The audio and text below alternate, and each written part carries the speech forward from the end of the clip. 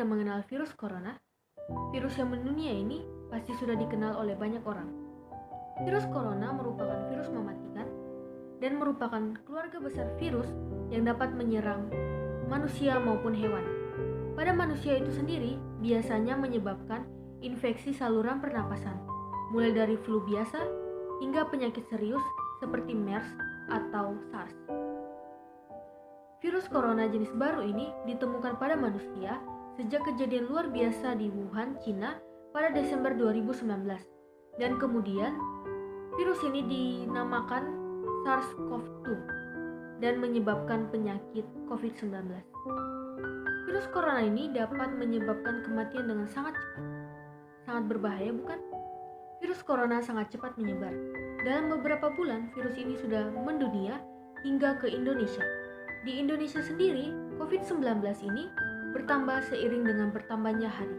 Menurut data dari Gugus Tugas Percepatan Penanganan COVID-19 Republik Indonesia, jumlah kasus terkonfirmasi positif COVID-19 hingga 15 Juni 2020 sebanyak 38.227 orang, dengan jumlah kematian 3.134 orang.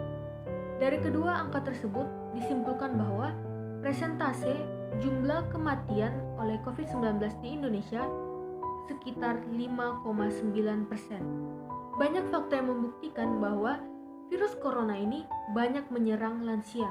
Namun, virus corona bukan hanya menyerang lansia, tetapi menyerang siapa saja, mulai dari bayi, anak-anak, remaja, dewasa, maupun ibu hamil atau ibu menyusui. Dari seluruh kasus COVID-19 yang meninggal dunia tercatat 0,9% berusia 0-5 tahun, 0,6% berusia 6-17 tahun, 3% dari usia 18-30 tahun, 12% dari 31 tahun sampai 45 tahun, 39% dari usia 46 sampai 59 tahun, dan 43,6 yang berusia 60 tahun ke atas. Sedangkan berdasarkan jenis kelamin, tercatat 62,2 berjenis kelamin laki-laki dan 37,8 berjenis kelamin perempuan. Lalu, bagaimanakah gejala seseorang yang terkena virus corona? Gejalanya itu bergantung pada jenis virus corona yang menyerang dan seberapa serius infeksi yang terjadi. Beberapa gejala virus corona yang terbilang ringan adalah hidung beringus, batuk, demam, sakit tenggorokan, dan tidak enak badan. Hal yang perlu ditegaskan, beberapa virus corona dapat menyebabkan gejala yang sangat parah. Infeksinya dapat berubah menjadi bronkitis atau pneumonia atau penyakit yang disebabkan oleh COVID-19 yang mengakibatkan demam yang terlalu tinggi, batuk dengan lendir, maupun sesak nafas. Infeksi bisa semakin parah apabila menyerang kelompok individu tertentu. Misalnya saja, orang yang mempunyai penyakit jantung, paru-paru, lansia, bayi, maupun orang yang memiliki sistem kekebalan tubuh yang lemah. Namun, kita bisa mencegah gejalanya dan memutuskan rantai penyebaran virus corona. Caranya adalah sering-seringlah kita mencuci tangan dengan sabun dan air yang mengalir selama 20 detik hingga bersih. Hindari menyentuh wajah, hidung, mulut dalam keadaan tangan kotor atau belum dicuci. Hindari kontak langsung atau berdekatan dengan orang sakit. Hindari menyentuh unggas atau hewan liar. Membersihkan dan mensterilkan permukaan benda yang sering digunakan. Tutup hidung dan mulut pada saat bersin maupun batuk, lalu tisunya dibuang dan tangan dibersihkan. Dan juga jika keluar rumah selalu menggunakan masker. Selain itu, kita juga bisa memperkuat sistem kekebalan tubuh kita dengan cara mengonsumsi vitamin maupun suplemen. Seperti kata pepatah, lebih baik mencegah daripada mengobati. Jika kita tinjau dari dampak dan pengaruhnya, tidak ada yang baik dalam situasi seperti ini, melainkan banyak yang dirugikan.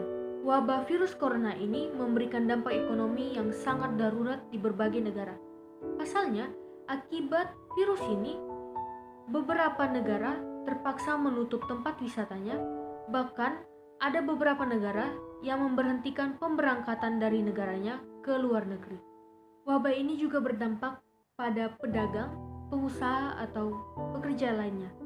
Penghasilan yang mereka dapatkan sangat kecil, bahkan ada beberapa orang yang harus kehilangan pekerjaannya. Hal ini karena mereka harus menutup sementara usahanya maupun peminat yang semakin kecil.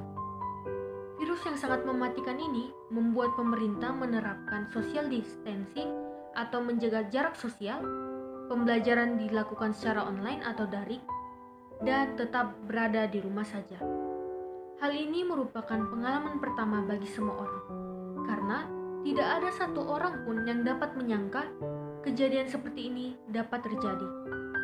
Namun, kebijakan atau peraturan pemerintah seperti inilah yang dapat membantu pemutusan rantai penyebaran virus corona. Meskipun dampak dan pengaruh dari wabah ini merugikan semua orang, kita bisa mengambil sisi positifnya, yaitu polusi di udara yang semakin berkurang akibat diberlakukannya social distancing dan tetap berada di rumah saja. Selain itu, sisi positif diberlakukannya pembelajaran secara online atau daring ini adalah banyak orang yang semakin mengenal manfaat dari kecanggihan teknologi.